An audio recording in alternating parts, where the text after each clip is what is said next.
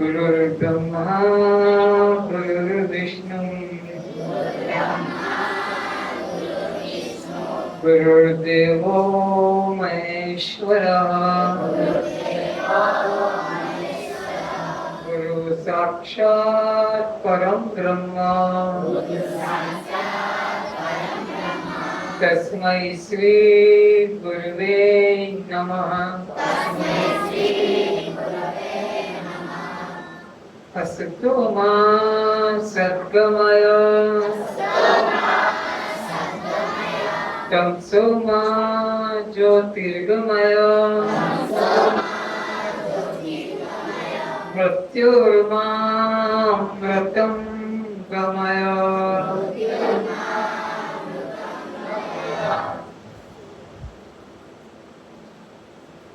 ओम सहना भवतु सहनो भुनक्तु सवीर्यं करवावहै तेजस्विनावधीतमस्तु मा विद्विषावहै। ओम शांति शांति शांति।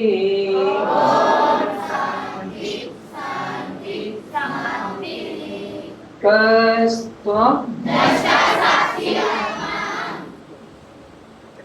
क्या आप जड़ हैं,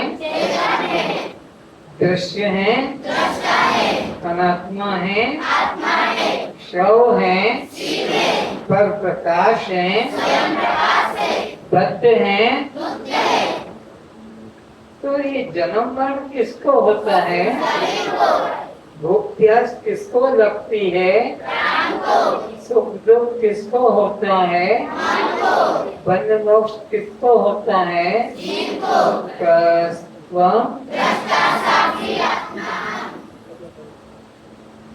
इस देह के सभी कर्म किसके द्वारा होते हैं?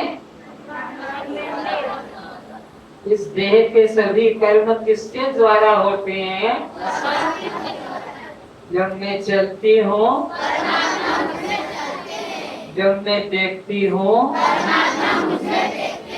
जब मैं सुनती हूँ, जब मैं सोती हूँ, जब मैं उठती हूँ, जब मैं खाती हूँ, जब मैं पीती हूँ, इस देह के सभी कर्म किसके द्वारा होते हैं?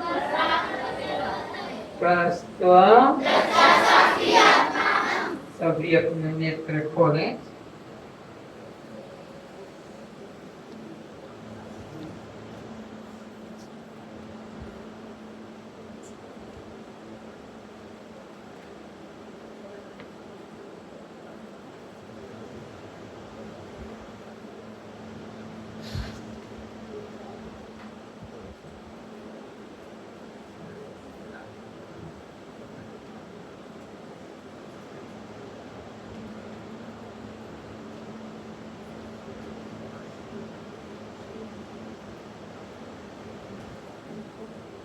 अभी हम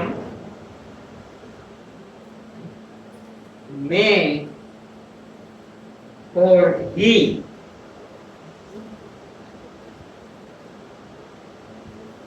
इन दो उपाधियों का प्रयोग करेंगे। मैं का प्रयोग कहाँ होता है और ही का प्रयोग कहाँ होता है। हम जो बातचीत करते हैं, व्यवहार करते हैं, उसमें हमेशा या तो मैं का प्रयोग होगा या ही का। तो मैं का प्रयोग कहाँ होता है और ही का प्रयोग कहाँ होता है, इसे समझना जरूरी है। जैसे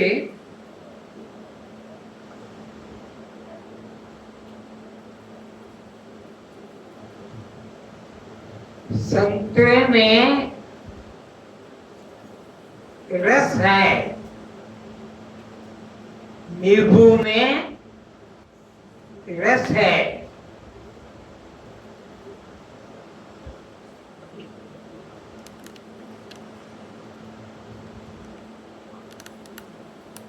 चीना बादाम में बादाम है, पिस्ता बादाम में बादाम। समझ में आ रहा है? पर्स में रुपया है, जेब में रुमाल है।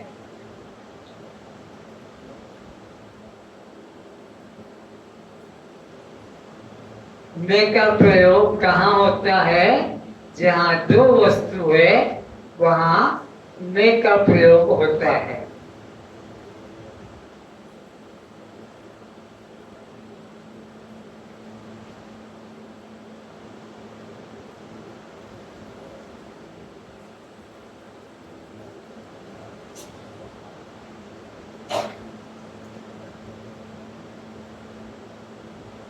आंखों में रस होता है, बोतल में रस होता है।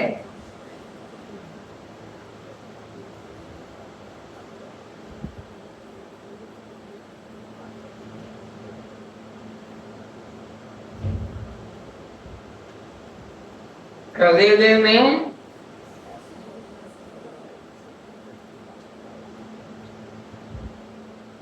मिर्च में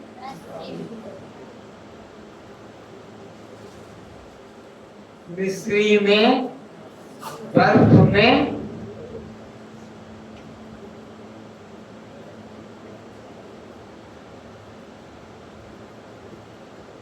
तो इसमें ही का प्रयोग कहाँ होना चाहिए और मैं का प्रयोग कहाँ होना चाहिए, ये बोध आपको होना आवश्यक है। तो मैं का प्रयोग कहाँ पर किया जाएगा? जहाँ वस्तु, बोलो, और जहाँ वस्तु वहाँ क्या प्रयोग करोगे? तो विचारना,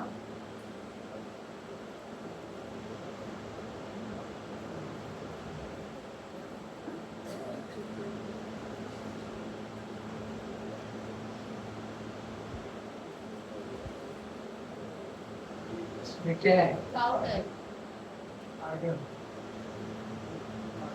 तो पॉन्ड्स बॉटल में ये पास है, तो पाउडर कहाँ है? बोतल। इसी तरह सुगंधित बोतल मेरे पास है, तो सुगंध कहाँ है? बोलो।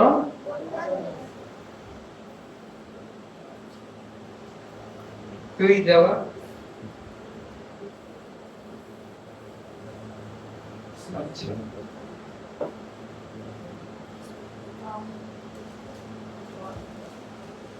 मिश्री मेरे पास है, तो मधुरता कहाँ है? बोलो। सब फेल हो गए। करेला मेरे पास है, तो कड़वाहट कहाँ होगी? सब फेल हो गए। मिर्ची मेरे पास है, तो वो तिखास कहाँ होगी? बोलो। मिर्ची में।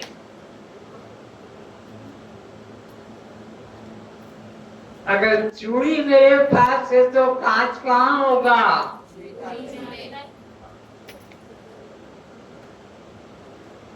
संतरा मेरे पास है तो रस कहाँ होगा? नींबू मेरे पास है तो रस कहाँ होगा? चीना बादाम मेरे पास है तो बादाम किसमें होगा?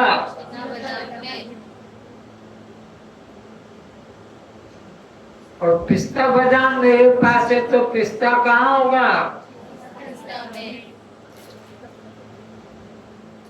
किसी को विवेक नहीं जगा। एक व्यक्ति भी इसमें से सही उत्तर नहीं दे पाया। जैसे मैंने कहा कि मिश्री मेरे पास है तो मधुरता कहाँ होगी? मिश्री में। तो क्या इसको तोड़ूंगा तब निकलेगा मधुरता? जैसे इसको तोड़ना पड़ेगा तब रस निकलेगा, इसको तोड़ना पड़ेगा तब बादाम निकलेगा, इसको तोड़ना पड़ेगा तब रस निकलेगा। तो मिश्री को भी तोड़ेंगे तब रस मधुरता मिलेगी। मिश्री ही मधुर है।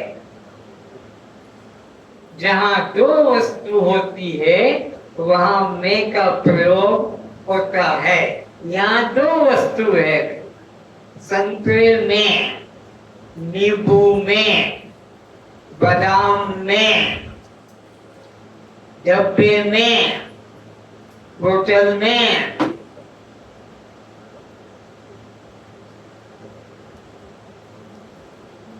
अब चूड़ी अगर मेरे पास है तो कांच कहाँ होगा?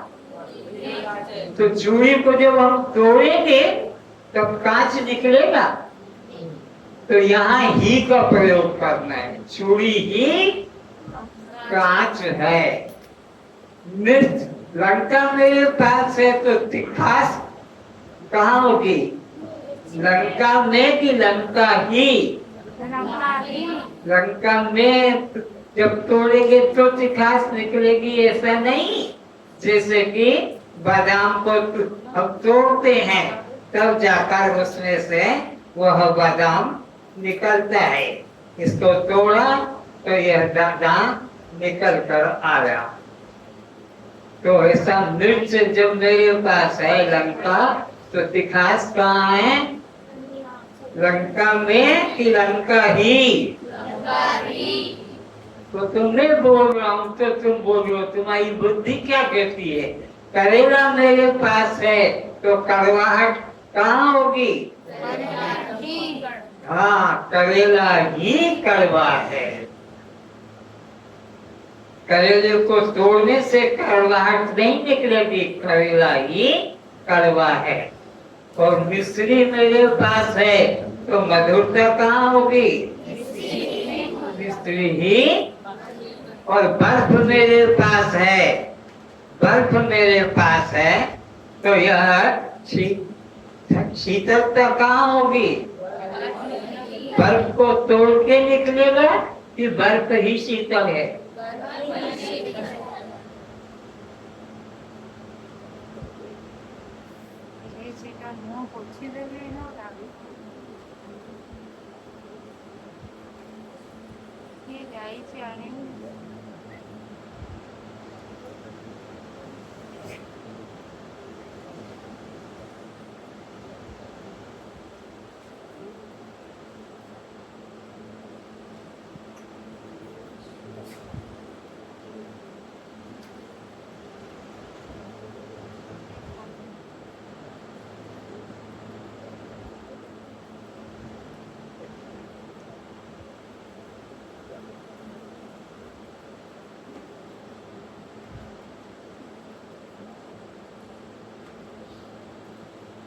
मिश्री का मिश्री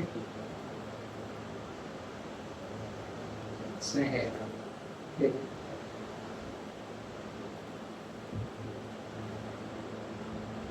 अब हम विचार करने जा रहे हैं दिव्य दृष्टि।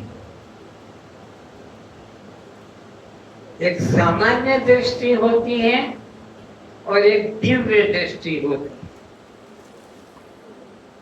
अज्ञानियों की सामान्य दृष्टि होती है और ज्ञानी की दिव्य दृष्टि होती है। अभी पता लगेगा विचार करने से।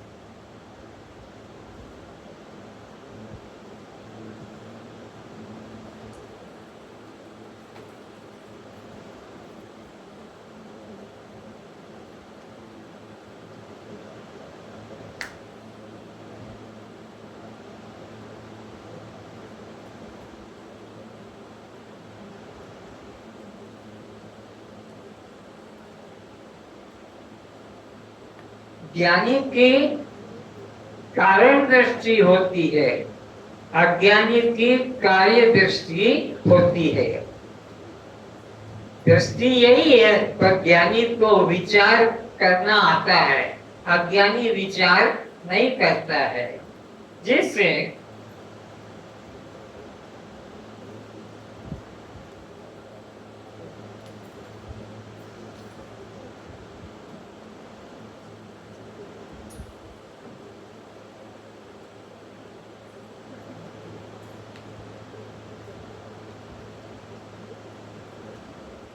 क्या देख रहे हैं? मिस्त्री।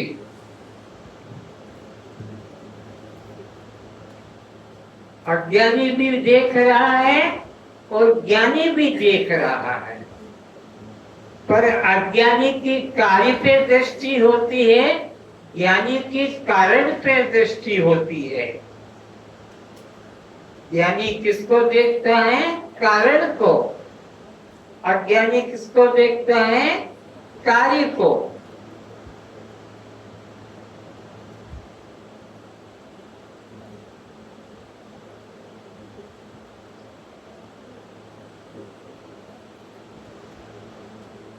अज्ञानी क्या देख रहा है? मिस्री। और ज्ञानी क्या देख रहा है? मिस्री नहीं देखता है, ज्ञानी शक्कर देखता है। ये शक्कर है, मिस्त्री नाम की वस्तु झूठा कल्पित है। कहीं से भी तोड़ के निकालने के बाद में मिस्त्री मिलेगा नहीं, मिलेगा तो शक्कर निकलेगा। तो ज्ञानी कारण को देखता है कि इसका कारण क्या है, तो मालूम पड़ा कि इसका कारण जो है शक्कर है। ज्ञानी की दृष्टि में मिस्री क्या है? अगर शक्कर न होगी तो मिस्री बनेगी? बोलो। ज्ञानी देखता है शक्कर है, फिर विचार करता है ज्ञानी के सामने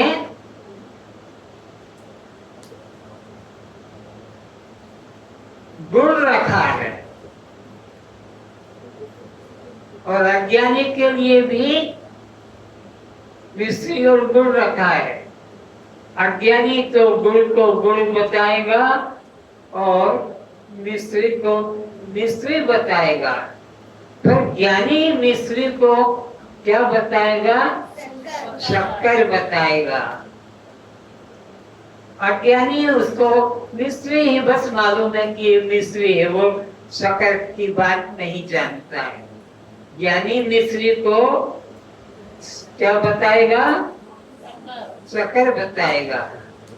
फिर ज्ञानी के सामने विचार किया जाएगा तो ज्ञानी शक्कर को विचार करके बताएगा कि शक्कर सत्य नहीं है, सत्य तो गुड़ है।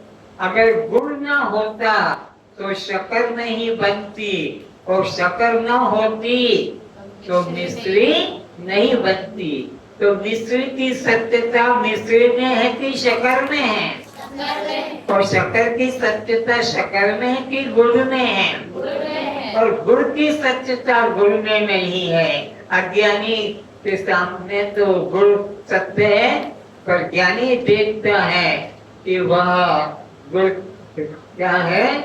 गुड़ की सत्यता रस में है। आखू रस न होता तो गुड़ न बनता, और गुड़ न होता तो शक्कर नहीं बनती, और शक्कर न होती तो मिश्री। तुम लोग भी शब्द बोलोगे तुम्हारे को अभ्यास करना है, इसलिए मैं बार बार दोहरा रहा हूँ। तो मिस्र की सत्यता किसमें है? मिस्र की सत्यता और शक्कर की सत्यता, गुड़ की सत्यता आखू रस में। आखू रस की सत्यता, आखू न होता तो रस न होता, रस न होता तो गुड़ न होता, और गुड़ न होता शक्कर न होती, और शक्कर न होती तो रस न होता। तो अब ये रस की सत्यता, रस जो है ये कहाँ से आया? आंखों से। यानी आंखों की सत्यता को देखता है माटी। अगर माटी ना होती तो आंखों आकाश में पैदा, वायु में पैदा, कहाँ पैदा होता? माटी में। तो ज्ञानी की दृष्टि में आंखों सत्य है कि माटी सत्य है? यानी ज्ञान की आंख से माटी देखता है। फिर माटी की सत्यता माटी में है कि जल में है? अगर जल न होता माटी में तो कोई भी अन्न, कोई भी बीज फलित नहीं होता। इस तरह से विचार करना है कि इस माटी की सत्यता किसमें है? जल में। जल की सत्यता तेज में है, सूरज में है। अगर सूरज न होता तो वर्षा जल नहीं होता, और उसकी सत्यता ये वायु में है। तेज की सत्यता वायु में है, और वायु की सत्यता आकाश में है। आकाश न होता तो वायु न होती, वायु न होती तो तेज न होता, तेज न होता तो जल न होता, जल न होता तो फिर माटी न होती, माटी न होती तो उसमें यह कोई भी अन्य बीज पैदा नहीं होता। तो इन सब का कारण पता लगा कि अन्न का कारण जल, जल का कारण तेज, तेज का कारण वायु, वायु का कारण आकाश।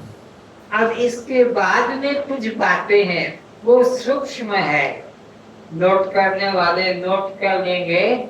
आकाश का कारण सूक्ष्म तत्व है।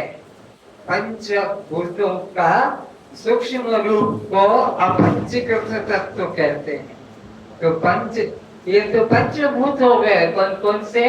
पृथ्वी, जल, तेज, वायु, आकाश। ये पंच महाभूतों का जो कारण है वह सूक्ष्म तत्व है। सूक्ष्म तत्व। तो अब उसमें क्या है? एक के बाद एक, एक के बाद एक है। तो अहम सूक्ष्म तत्व का कारण अहम तत्व है। अहम तत्व का कारण महत्त्व है। महत्त्व का कारण प्रकृति है।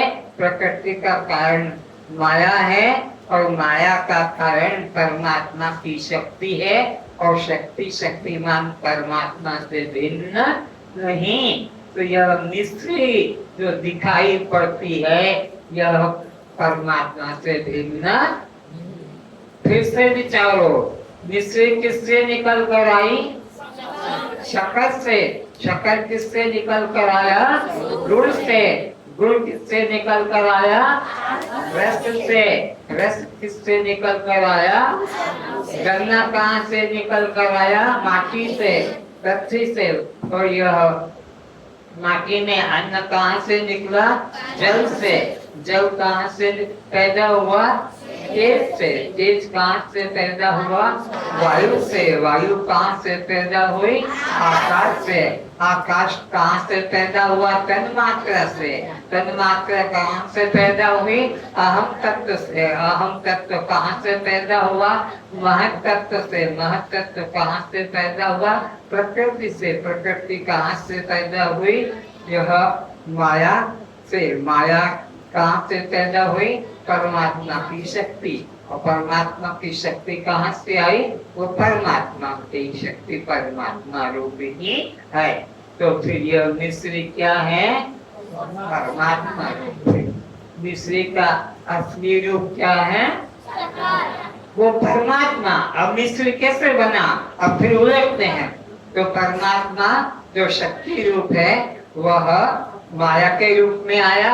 माया महतत्व, अहम तत्व, फिर तन्मात्रा, फिर आकाश, फिर वायु, फिर जल, तेज और जल, और फिर पृथ्वी, और पृथ्वी से फिर वह बन गया जो है अन्न, और उससे फिर बन गया ये आपू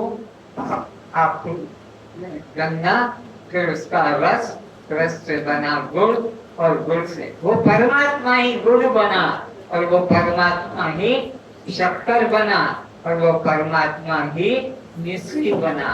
तो मिश्री से लेकर परमात्मा तक की जो सीढ़ियां हैं उससे उलट दिया तो फिर परमात्मा ही मिश्री रूप में हो गया।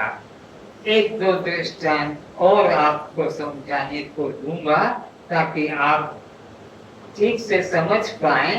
तो ये तो पहले पक्का करो कि मिश्री का कारण क्या है?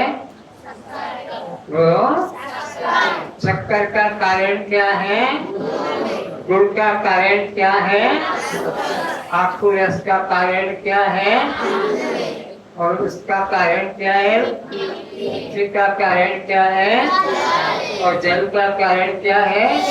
तेज का कारण वायु, वायु का कारण आकाश, आकाश का कारण तन्मात्रा, तन्मात्रा का कारण है अहम तत्व, अहम तत्व का कारण है महत्तत्व, महत्तत्व का कारण है प्रकृति, प्रकृति का कारण है माया, और माया का कारण है माया शक्ति।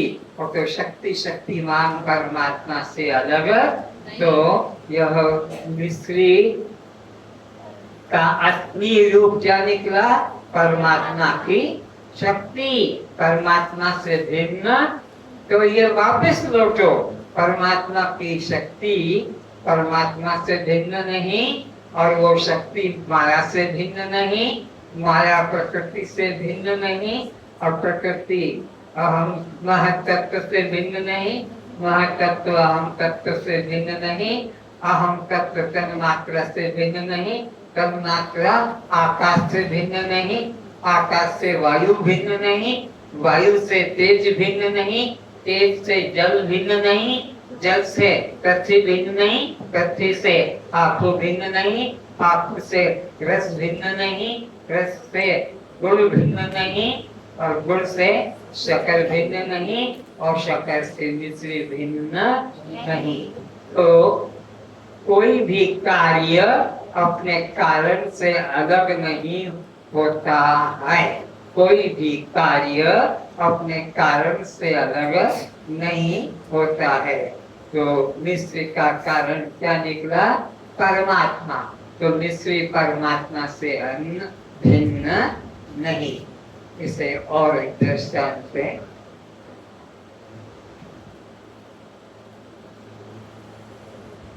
क्या देख रहे हैं? चप्पल।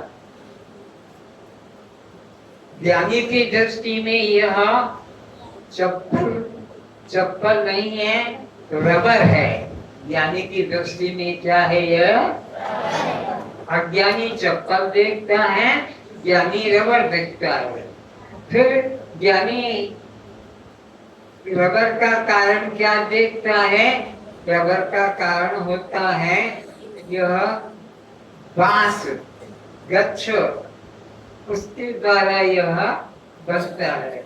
वो गच्छ बांस किसमें पैदा होता है? पृथ्वी में। यानी ज्ञान की दृष्टि से इस चप्पल को क्या देख रहा है? पहले चप्पल देखा, फिर उसने उसको रबर माना, रबर को फिर बांस जाना, बांस को पेड़ जाना, और फिर उससे पृथ्वी जाना। और पृथ्वी से ऊपर जितने भी कारण हैं सब एक जैसे हैं। तो पृथ्वी से ऊपर क्या मिलेगा? जल मिलेगा। जल से ऊपर क्या मिलेगा? तेज मिलेगा। तेज से ऊपर वायु मिलेगी, वायु से ऊपर आकाश, आकाश से ऊपर तन्मात्रा, तन्मात्रा से ऊपर अहम तत्व, अहम तत्व से ऊपर महत तत्व, महत तत्व से ऊपर प्रकृति, प्रकृति से ऊपर क्या मिलेगा? वह माया, और माया की ऊपर माया की शक्ति, और माया की शक्ति माया से अलग, परमात्मा से अलग नहीं, इसलिए चप्पल भी बोलो परमात्मा है। परमात्मा चप्पल ही माया शक्ति बना, माया उलट के आते हैं। परमात्मा शक्ति ही जो चप्पल जो परमात्मा है वह ही उलटते उतरते आ रहा है। तो वह बना पहले माया, माया से फिर महत्त्व, महत्त्व से अहम तत्व, अहम तत्व से तन्मात्रा, तन्मात्रा से आकाश, आकाश से वायु, वायु से उतर कर बना तो तेज, तेज से नीचे आया तो फिर जल, और जल से नीचे आया पृथ्वी, और पृथ्वी से नीचे आया तो बांस, और बांस से नीचे परमात्मा आया तो रबर, और रबर से नीचे आया परमात्मा। तो क्या बन गया परमात्मा? चप्पल बन गया। ये चप्पल ही परमात्मा, और परमात्मा ही चप्पल। यहाँ एक ब्रह्म के अलावा कुछ अन्य नहीं है। इसको रामायण ने कहा सिया राममय सब जग जानी। यहाँ एक परमात्मा के अतिरिक्त अन्य कुछ भी नहीं है। और एक दृष्टांत दे तो मिस्त्री भी ब्रह्म है और चप्पल भी ब्रह्म है।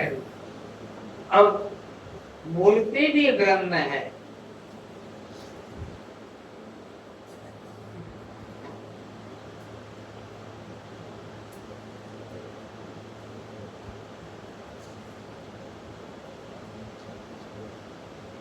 मूर्ति ब्रह्म कैसे है? तो मूर्ति बनी किससे? माटी से बना। माटी और रंग मिलकर ये मूर्ति बना। फिर यह माटी किसमें से निकल के आई है? जल से। जल किसमें से निकल कर आया है? तेज किसमें से निकला? वायु से। वायु किसमें से निकली? आकाश से। आकाश किसमें से निकला? अहम तत्व से। अहम तत्व किसमें से निकला? महातत्व से। महातत्व किसमें से निकला? तो माया से। माया किसमें से निकली? शक्ति से। और शक्ति कहाँ निकली? शक्तिमान परमात्मा। तो शक्तिमान परमात्मा से यह मूर्ति भिन्न नहीं है। परमात्मा ही यह शक्ति रूप परमात्मा ही मिट्टी के रूप में, मूर्ति के रूप में उत्पन्न हुआ है। और एक चीज दिखाते हैं अंत में। ये जो गरम गरम पीछे से निकाल के लाया क्या है? बोलो। ये भी ब्रह्म है। कैसे? इसे सोचें तो ये नल किससे बना? जो दाल भात रोटी सब्जी खाया किससे बना? और वो दाल भात रोटी सब्जी जो खाया वो अन्न से बना। अन्न कहाँ से बना? पृथ्वी से बना। और पृथ्वी में कहाँ से निकला? जल से निकला। और जल में कहाँ से आया? तेज में कहाँ से आया? वायु में कहाँ से आया? आकाश में कहाँ से आया? तन्मात्रा में कहाँ से आया? अहम तत्व में कहाँ से आया? महातत्व में कहाँ से आया? प्रकृति में कहाँ से आया? फिर माया में कहाँ से आया? शक्ति, शक्तिमान परमात्मा। तो ये कहाँ से निकल कर आया है? परमात्मा से निकल कर आया है। करते करते करते अब वापिस लौटो तो परमात्मा जो अभी यहाँ मग रूप में दिख रहा है वो परमात्मा ही माया शक्ति के रूप में फिर वही महतत्व, वही अहम तत्व, वही तन्मात्रा, वही आकाश, वही वायु, वही तेज, वही जल और वही क्या बन गया? अन्न। और अन्न को खाया, उससे बन गया मल। तो परमात्मा ही मल रूप में बना हुआ है और ये मल ही परमात्मा का कारण रूप है। तो निश्चय कर लो कि यहाँ एक परमात्मा के अलावा अन्य कुछ भी नहीं है।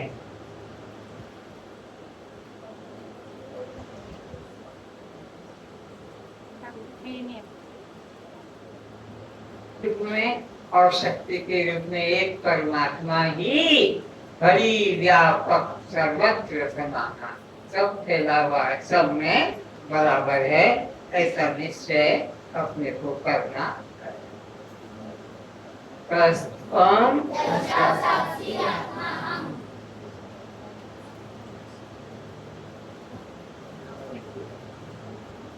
तो तुम्हारा हमारा शरीर किससे बना है?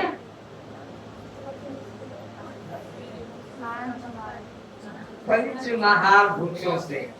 तुम्हारा हमारा शरीर किससे बना है? पंच महाभूतों के नाम बोलो।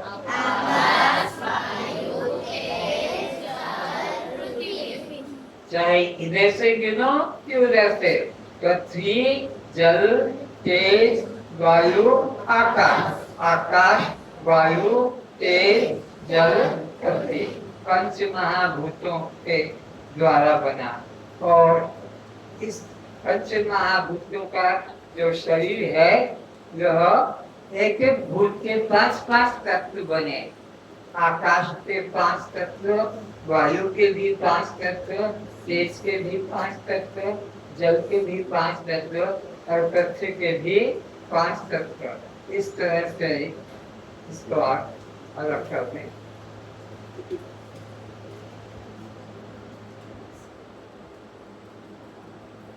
आकाश के 5 क्या बने हैं? शोक, काम, क्रोध, लोभ, मोह, भय। वायु के बने प्रसारण, धावन, वलन, चलन, कुछ। तेज से बने क्षुधा, प्रसाद, निद्रा, तेज बना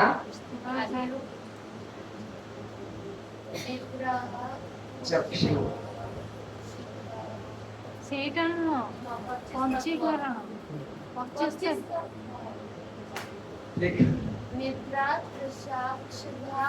निद्रा,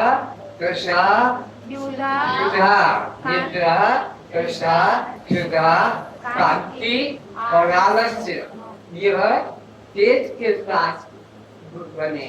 अब जल का बना लाल, श्वेत, मूत्र, रजवीय और रक्त। इसी तरह पक्षी के बने केश, त्वचा, नाड़ी, मांस, हाड़। इस तरह से 5 महाभूतों के 25 तत्व नहीं लिखा है अभी तक, तो अभी सब नोट करेंगे। देख लो, ये 5 महाभूत हैं।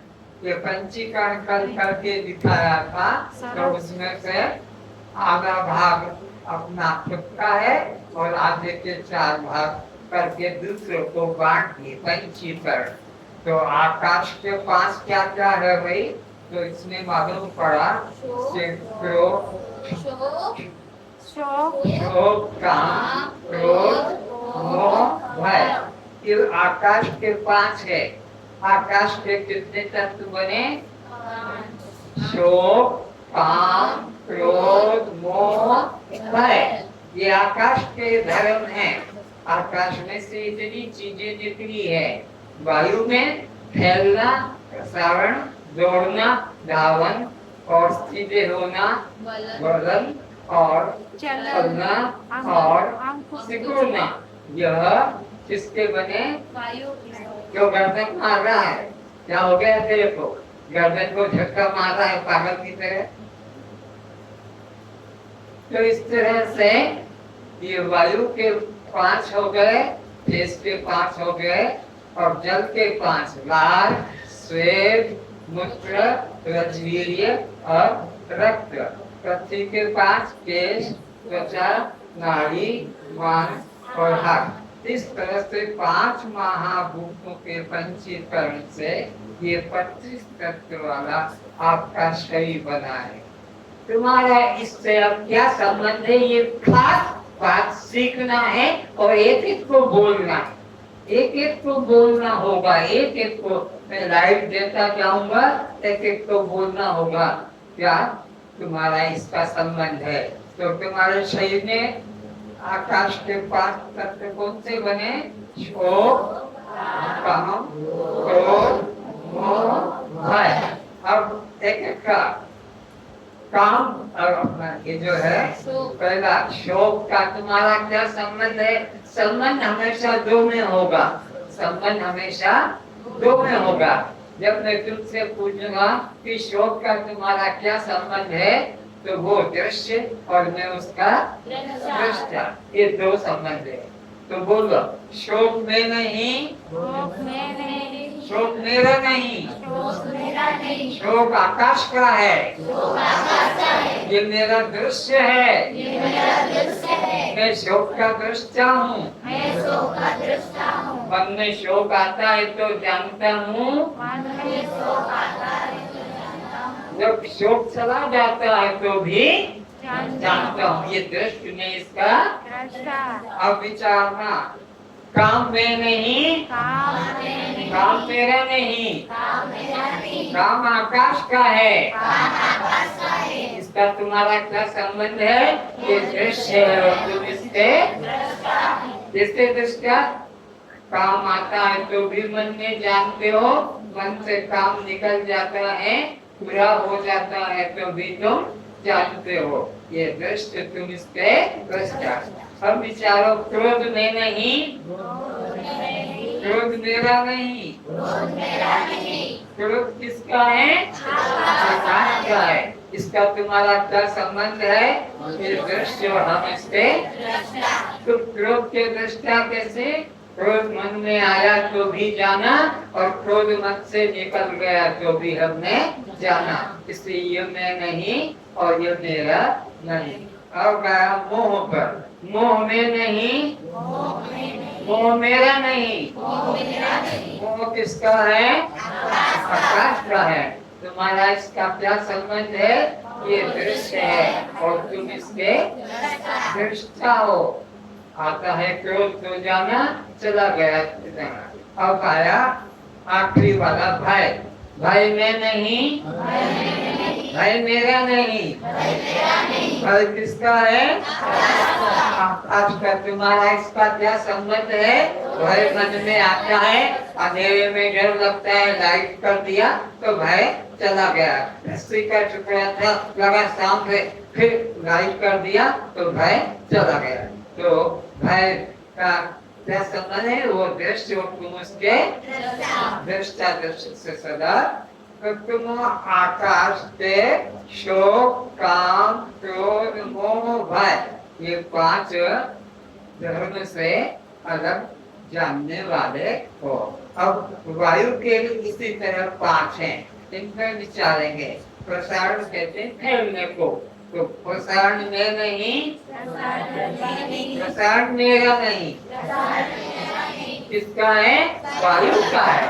ये वायु महाभूत का ही शरीर को फूलाना, फैलाना। ये वायु का धर्म। जितने हवा भरोगे बेलून में, साइकिल के ट्यूब में, की मोटर की गाड़ी के ट्यूब में जितनी हवा भरोगे तो फूल जाएगा। तो तुम्हारा शरीर में जो फूलाना, ये वायु का धर्म है। इसका तुम्हारा क्या संबंध है? ये दृश्य और तुम इसके। जब भी संबंध की बात कहूँ तो बस तत्काल जो उत्तर देना वो दृश्य है और मैं उसका दृष्टा हूँ। आप प्रसारण के दृष्टा कैसे हैं? बोलो। शरीर जब फैलता है, मोटा होता है तो जानते हैं, और शरीर जब दुर्बल हो जाता है, पतला हो जाता है तो भी हम जानते हो दृष्ट एवं उसके पश्चात। अब धावन कहते हैं दौड़ने को। धावन का तुम्हारा क्या संबंध है? धावन इन्हें दौड़ना, वो दृष्ट और हम उसके। तुम धावन के दृष्टा कैसे हो?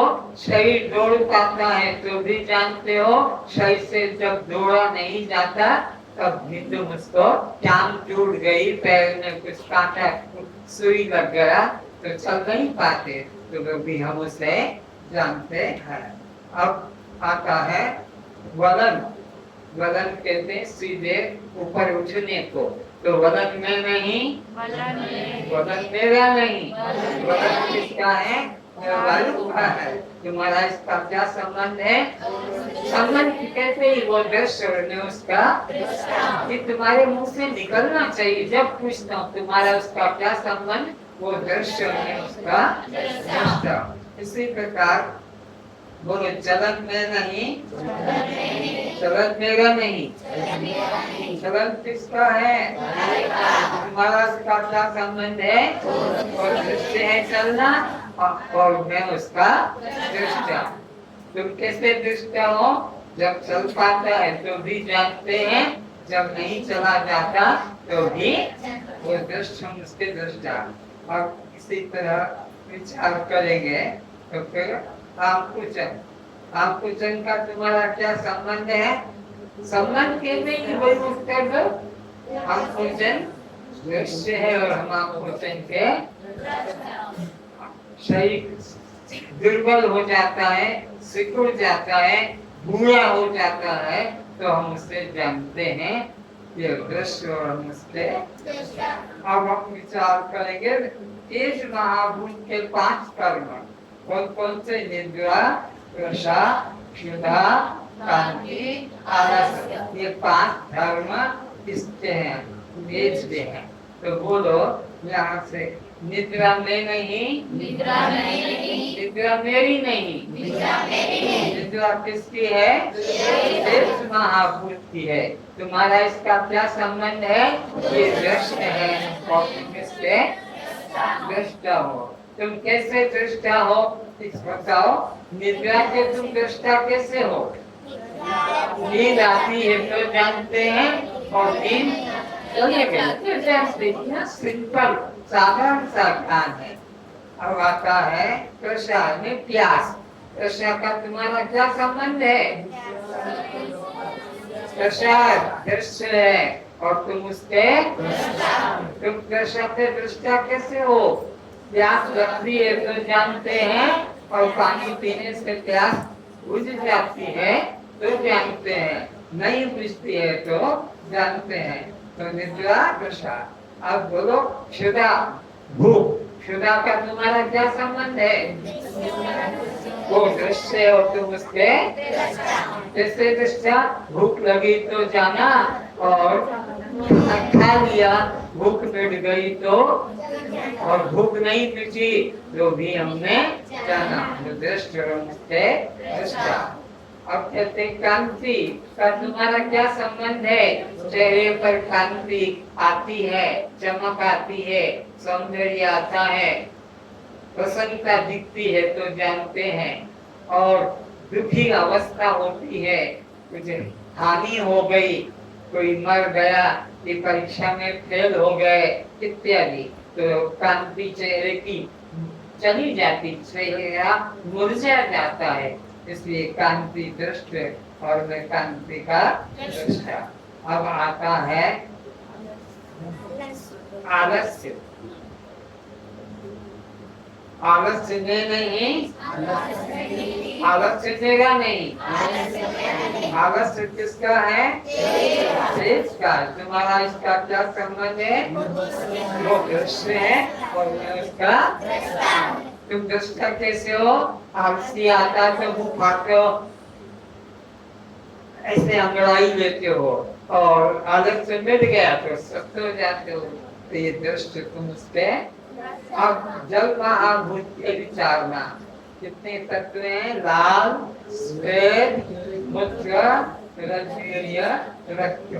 तो लाल से शुरू करते हैं, जो चपकती है ना, लाल तो लाल में नहीं, लाल मेरी नहीं, किसकी है? जल से बनी हुई है। इसका तुम्हारा क्या संबंध है? लाल दृश्य है और हम लाल के। तुम कैसे दृष्ट हो? लाल चपकती है तो जानते हैं, पूछ ले क्या हुआ? लाल चपक, तो लाल दृश्य है और हम लाल के दृष्टा है। चपकती है तो जानते हैं, बंद हो जाती है तो जानते हैं। अब इसके बाद में आता है पसीना। पसीना का तुम्हारा क्या संबंध है? वो दृष्टि और तुम उसके। पसीने के दृष्टा कैसे हो? पसीना आता है तो पूछते रहते हैं, पसीना आता है तो जानते हैं, पसीना नहीं आया तो जानते हैं, पसीना सूख गया तो जानते हैं, पसीने में बदबू आती है तो जानते हैं, और बदबू आती है तो फुर्र हम परफ्यूम लगा देते हैं, तो वो दृष्ट और हम उसके दृष्टा है। इसी प्रकार से लाल श्वेत मूत्र का तुम्हारा क्या संबंध है? मूत्र दृश्य और तुम मूत्र के दृष्टा कैसे हो? मूत्र लगता है तो या मत कर लेना भैया। हाँ, तो मूत्र आता है तो जानते हैं और मूत्र निकल जाता है तो जानते हैं, वो दृश्य है। और थोड़ा आता है तो जानते हैं, ज्यादा आता है तो जानते हैं। मूत्र होने में तकलीफ होती है, दर्द होता है तो भी हम जानते हैं। अब आगे आता है रजवीर्य। रजवीर्य में नहीं, रजवीर्य मेरे नहीं, किसका है? जल का है। इसका तुम्हारा क्या संबंध? वो दृष्टि है और तुम उससे। तो यह बात तुमको विवेक के द्वारा जानना है कि हमारा तुम्हारा जो शरीर बनता है यह रजबीज के द्वारा ही बनता है। ये दृष्टि और हम इससे दृष्टा है। अब आया रक्त। रक्त में नहीं, रक्त मेरा नहीं, रक्त किसका है? तुम्हारा इसका क्या संबंध? तो दृष्टि, तुम दृष्टा। रक्त के तुम दृष्टा कैसे हो? रक्त निकलता है तो जानते हैं, कट जाने से, घाव हो जाने से, मलद्वार से, कभी दांत निकालने से तो रक्त निकलता है तो जानते हैं, और रक्त बंद हो जाता तो। अब आ गया अंत में पृथ्वी के 5 भूत। कौन कौन से? केश, त्वचा, नाड़ी, मांस, हाड़। बोलो, केश में नहीं, केश मेरे नहीं, किसका है? आकाश का है। इसका तुम्हारा क्या संबंध? ये दृश्य है और तुम इसके। देश के दृष्टा कैसे हो? देश लंबे हैं तो जानते हो, केश छोटे हैं तो जानते हो, केश कुछ कुचियां हैं, घुंघराले हैं तो जानते हैं, और इसी प्रकार केश भूरे हैं तो जानते हैं, केश सफेद है तो जानते हैं, केश झड़ गए तो जानते हैं। ये दृश्य और तुम इसके दृष्टा। देश के बाद आता है त्वचा। त्वचा में नहीं, त्वचा मेरी नहीं, त्वचा किसकी है? पृथ्वी की है। तुम्हारा इसका क्या संबंध है? बोलो। ये दृश्य और हम इसके। तुम दृष्टा कैसे हो? बोलो, कैसे दृष्टा कैसे बने? बस गायब हो गई बुद्धि, भ्रष्ट हो गई। काय के लिए बैठना?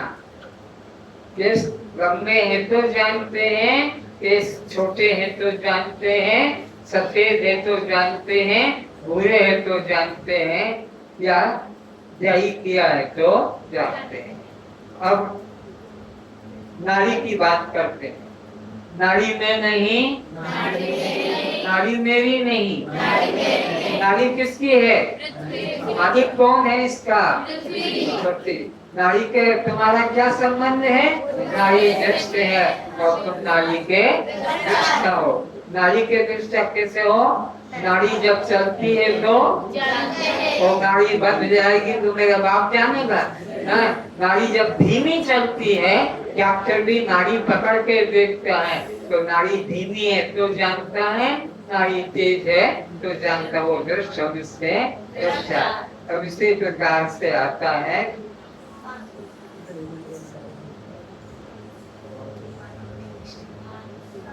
मांस। मांस बढ़ता है तो जानते हैं और मांस घटता है तो मांस का तुम्हारा क्या संबंध है? मांस दृष्ट है और तुम मांस है क्या हो? दृष्टा दृश्य से सदा न्यारा। अब आ गया हार। हार में नहीं, हार मेरा नहीं, हार किसका है? शरीर का, शरीर का है, पृथ्वी का है। इसका तुम्हारा क्या संबंध है? वो दृष्टा हो। जब आदमी मर जाता है तो हाड़ को भी जमीन में गाड़ देते हैं, नदी में फेंक देते हैं, और इसका तुम्हारा बस इतना है, वो दृश्य। तुम उसके लंबा है तो भी जाना, छोटा है तो भी जाना, झुक गया तो भी जाना। इस तरह 5 महाभूतों के 25 तत्व का तुम्हारा क्या संबंध है? बोलो। ये 5 महाभूतों के 25 तत्व दृश्य हैं और तुम इनके दृष्टा मात्र हो। तो जन्म मरण किसका? भूख प्यास किसको? सुख दुख किसको? बंध मोक्ष किसको?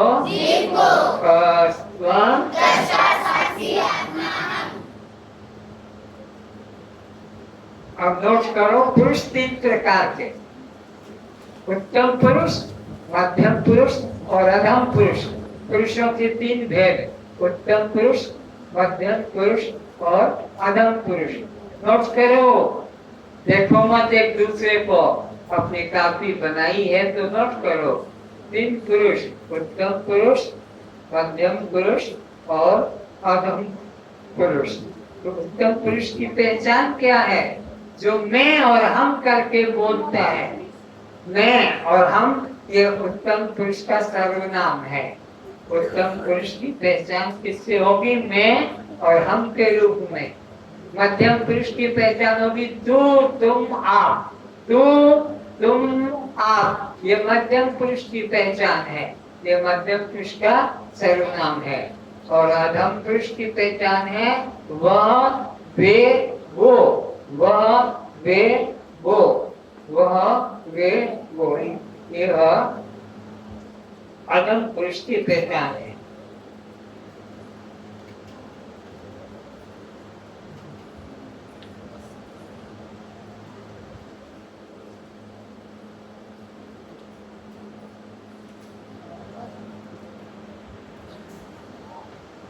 अब नोट करेंगे, अपने अंदर 14 त्रिपुटियां हैं। सूक्ष्म शरीर में 14 त्रिपुटियां है। त्रिपुटी किसको कहते हैं? 3 के योग को, अध्यात्म, अधिदेव और अधिभूत के योग को त्रिपुटी कहते हैं। नोट करो, ये पूछा जाएगा परीक्षा में कि त्रिपुटी किसे कहते हैं? तो अध्यात्म, अधिदेव, अधिभूत के योग को त्रिपुटी कहते हैं। अध्यात्म, अधिदेव, अधिभूत के योग को त्रिपुटी कहते हैं। अध्यात्म है इंद्रियां। अध्यात्म का अर्थ है इंद्रियां। कौन सी? वाक, पाणी, पाद, उपस्थ, गुदा, छोटे त्वचा, जिह्वा, घ्राण, ये सब इंद्रियां हैं। तो वाक, पाणी, पाद, उपस्थ, गुदा, ये इंद्रियां अध्यात्म है। इनको शक्ति देने वाला देवता अधिदेव है, जिनकी शक्ति से ये अपना अपना काम करते हैं। और अधिभूत जो केवल अपना विषय ग्रहण करते हैं। त्रिपुटी का चार्ट है।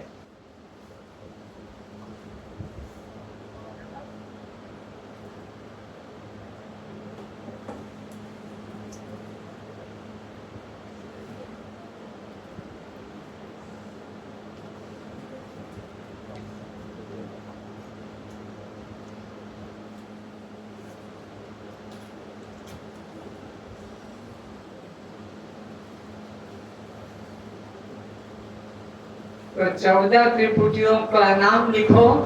5 ज्ञानेन्द्रिय, 5 कर्मेंद्रिय, 5 ज्ञानेन्द्रिय, 5 कर्मेंद्रिय और अंतःकरण 4। अंतःकरण 4 तो 14 हो गए। 5 ज्ञानेन्द्रिय, 5 कर्मेंद्रिय और अंतःकरण मन बुद्धि चित्त अहंकार, ये 4 मिलकर यह 14 हो गए। तो यहाँ देखो, यह इंद्रिया का चार्ट है। 14 इंद्रिया, ये 14 इंद्रियों के देवता है और इधर 14 इंद्रियों का विषय है। 14 त्रिपुटी, 3 अध्यात्म, आदिदेव, आदिभूत, 3 के योग को त्रिपुटी कहते हैं। तो कितनी त्रिपुटियां हैं तुम्हारे पास? चलो 14 त्रिपुटियां हैं। 14 कैसे हो गई? 5 ज्ञानेन्द्रिया, 5 कर्मेंद्रिया और अंतःकरण 4, इस तरह से 14 इंद्रिया। तो 14 इंद्रियों के नाम कागज पे चार्ट बना रहे हो कापी में कि नहीं बना रहे हो? अपनी कापियों में 14 त्रिपुटियों का ये चार्ट बना दो। ये कहीं बाहर नहीं मिलेगा। इंद्रियों के 14 के नाम लिख लो। पहले नाम अंतःकरण का है मन, बुद्धि, चित्त, अहंकार, ये 4 अंतःकरण है। साइड में लिखा है अंतःकरण, ये ज्ञानेन्द्रिया और ये कर्मेंद्रिया। लिख लो, ज्ञानेन्द्रियों के नाम लिख लो। श्रोत्र, त्वचा, चक्षु, श्रोत्र, त्वचा, चक्षु, जिह्वा, घ्राण, जिह्वा, घ्राण, ये 5 तुम्हारी ज्ञानेन्द्रिया है। ज्ञानेन्द्रिया। अब 5 कर्मेंद्रियों के नाम लिखो। वाक, पाणी, पाद, वाक, पाणी, पाद, लिंग और गुदा, ये 5 कर्मेंद्रिया है। लिख रहे हो कि बस देख रहे हो? तुम्हारा उद्धार नहीं हो पाएगा। तुम्हारे को माँ बाप ने जन्म तो दिया, लेकिन बोझा बनकर रहकर तुम जीवन समाप्त कर दोगे। इस क्लास में बैठने का कोई लाभ नहीं दिखाई पड़ता है। बस एक दूसरे को देख रहे हैं, पता लग जाता है कि तुम्हारी कितनी श्रद्धा है। अब 5, 10 और 4 14 ये इंद्रियां पूरी हो गई। अब इनके देवताओं के नाम लिख लो लिखने वाले। मन का देवता चंद्रमा, मन का देवता चंद्रमा, बुद्धि का देवता ब्रह्मा, चित्त का देवता शंकर, रुद्र, चित्त का देवता विष्णु और अहंकार का देवता शंकर रुद्र। इस तरह ये देवता है।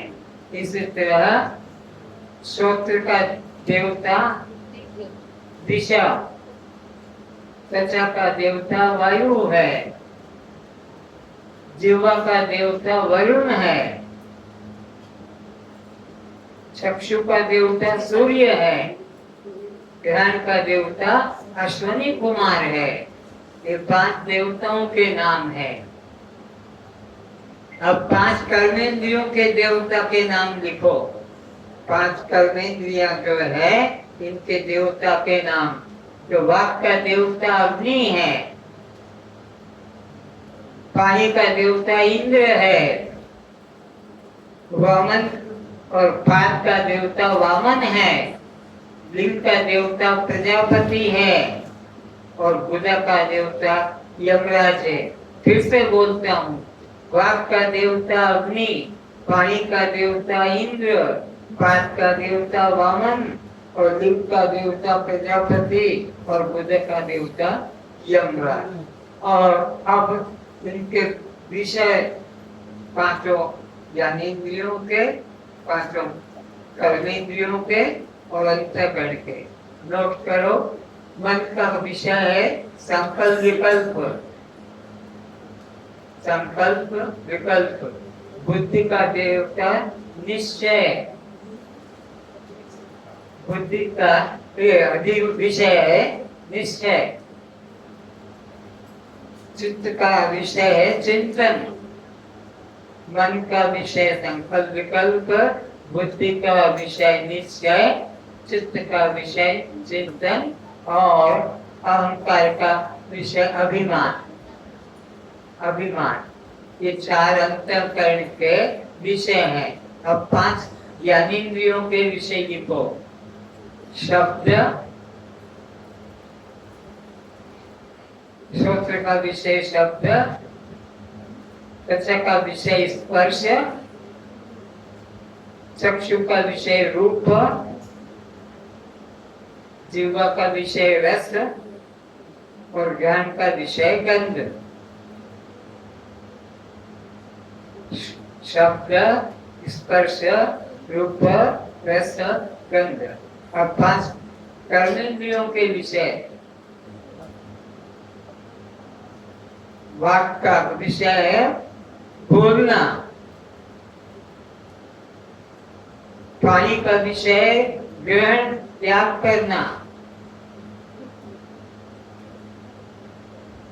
हाथ का विषय है चलना,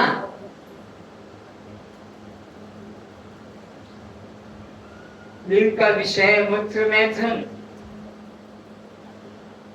और यमराज का विषय है मल त्याग।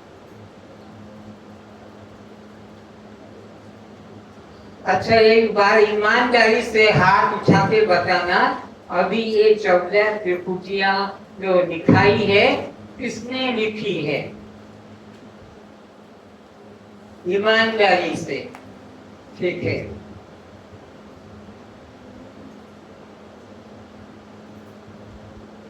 चार्ट यहीं पर रहते हैं, आप आगे आकर भी लिख सकते हैं, बाद में रुककर भी लिख सकते हैं।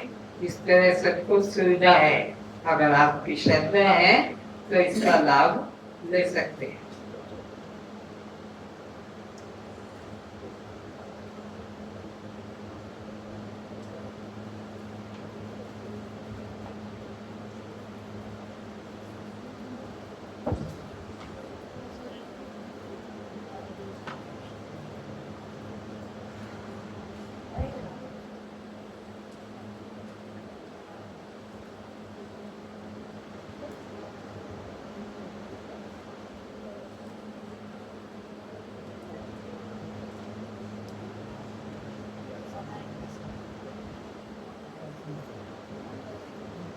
अब जीवन मुक्ति की त्रिकाल संध्या यहाँ पर चार्ट। अभी तुम कैसे मुक्त हो सकोगे, ये तुम्हारे लिए बनवाया है। तुम खुद कैसे मुक्त हो सकोगे, वो जीवन मुक्ति की त्रिकाल संध्या का चार्ट लिखेंगे। देखो सर,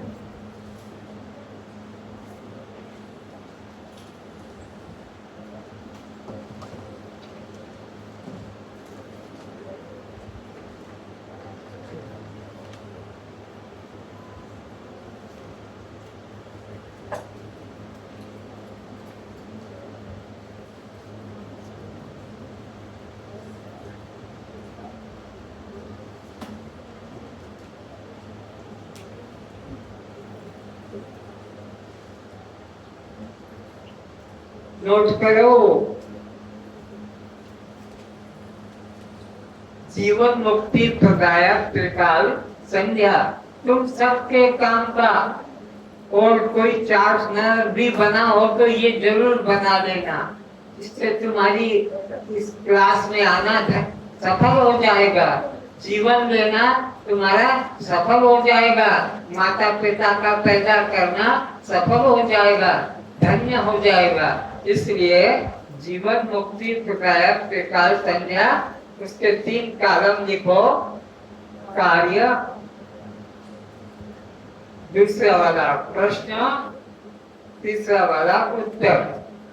कार्य, प्रश्न, उत्तर, ये हेडिंग डालो। अब कार्य के अंदर लिखो प्रारंभ। कार्य में केवल लिखो प्रारंभ। अब प्रश्न में 4 प्रश्न बनाओ। लिख रहे हो तो हाँ बोलो। अब प्रश्न लिखो, कौन कह रहा है? कौन कह रहा है? दूसरा, कौन करेगा? कोई भी काम कौन कह रहा है, कौन करेगा? और तीसरा है, कौन फल भोगेगा? कौन फल भोगेगा? और चौथा लिखो, तुम कौन हो? तुम कौन हो? ये 4 प्रश्न बना दो। कौन कह रहा है, कौन करेगा, कौन फल भोगेगा, तुम कौन हो? अब इसका आगे उत्तर में लिखो। ये उत्तर का कॉलम उसी के सामने है। मन कह रहा है, ये कहू छंती, मन कहू छंती, ये करीबो, कौन करेगा? देह संघात करेगा। देह संघात करेगा। देह इंद्रिय प्राण मिलके करेंगे, उसको देह संघात करेगा। किए भोगी को चाहू छी, मन भोगना चाहता है। तीसरा प्रश्न, मन भोगना चाहता है। और चौथा, तुम्हें किए, तो उसका उत्तर है, मैं मन का साक्षी हूँ। ये चारों उत्तर तुम्हारे जीवन में घटना चाहिए। मन कह रहा है, देह संघात करेगा, मन भोगना चाहता है, और मैं मन का साक्षी हूँ। अब कार्य के मध्य में आ जाओ। मध्य के अंदर ये मध्य का कॉलम है, इसमें फिर 4 प्रश्न और फिर उत्तर है। प्रश्न में किसने कहा है?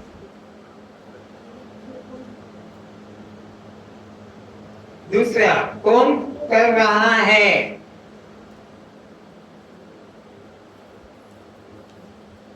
किसने कहा है, कौन कर रहा है? कौन भोगेगा? कौन भोगेगा? और चौथा प्रश्न है, तुम कौन हो? तुम कौन हो?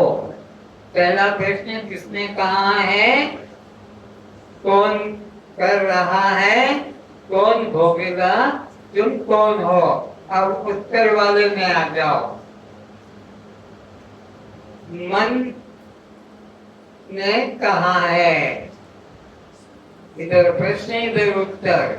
मन ने कहा है, देह संघात कर रहा है, देह प्राण इंद्रिय मिलकर कर रहे हैं, देह प्राण इंद्रिय मिलकर कर रहे हैं। प्रश्न, कौन कर रहा है?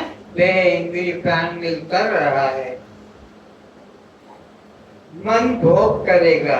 प्रश्न था, कौन भोगेगा? मन भोग करेगा। तो लिखो, मैं मन का साक्षी हूँ। मैं मन का, प्रारंभ में जैसे मन का साक्षी, मध्य में भी मन का, और अंत में मैं तो मन का साक्षी रहूंगा, मैं मन से अलग हूँ। अब अंत में आ जाओ, समाप्ति पर। किसने कहा था ये जो काम हुआ है? प्रश्न करो, किसने कहा था ये जो काम हुआ है? किसने किया है? किसने कहा था, किसने किया है? कौन फल भोगेगा? और चौथा है, तुम कौन हो?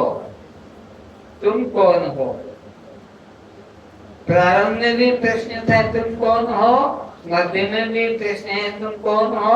और अंत में भी पूछा, तुम कौन हो? अब उत्तर लिखो।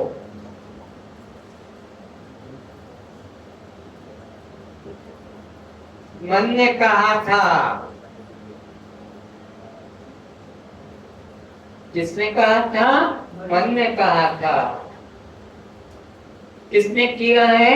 देह प्राण इंद्रियों ने किया है। देह प्राण इंद्रियों ने किया है।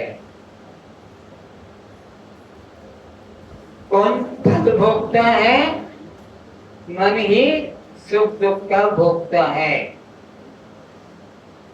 मन ही सुख दुख का भोगता है। कौन भोगता है? मन ही सुख दुख का भोगता है। और अंतिम प्रश्न, तुम कौन हो?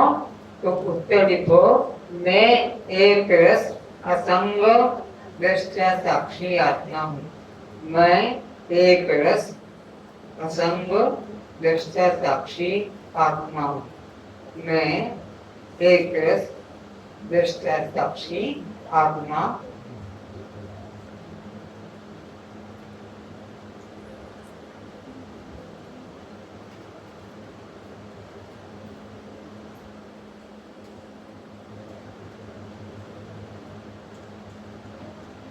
नदी पार होने के लिए, जैसे नदी पार होने के लिए नौका का होना जरूरी है, ऐसे ही भवसागर पार होने के लिए मैं दृष्टा साक्षी आत्मा हूँ, ये भाव आना जरूरी है। तो आप भवसागर से पार हो जाएंगे, आपको कोई साधन करना नहीं पड़ेगा। त्वं दृष्टा साक्षी आत्मा हम।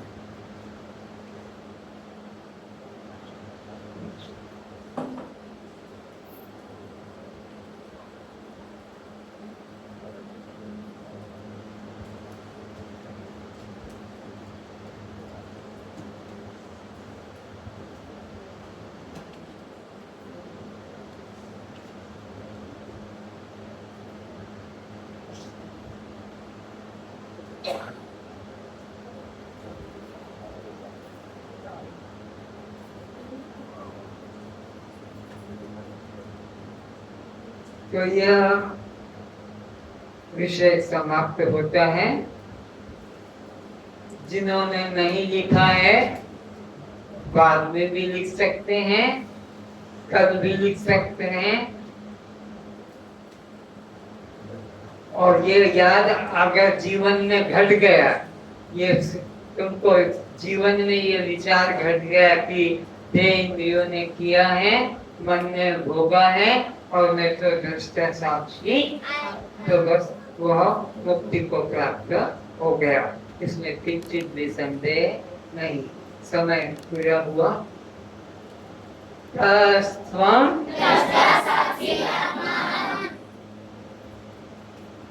ओम पूर्णमदः पूर्णमिदं पूर्णात् पूर्णमुदच्यते पूर्णस्य पूर्णादाय पूर्णमेवावशिष्यते।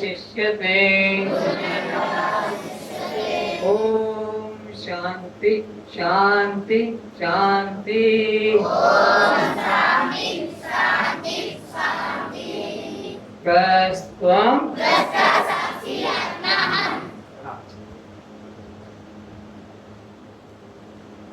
कल का विषय होगा 101 वर्ष का ब्रह्म ज्ञान। कल जो विषय होगा 101 वर्ष का जो ज्ञान है वो कल ही आपको प्राप्त हो सकेगा। ठीक है।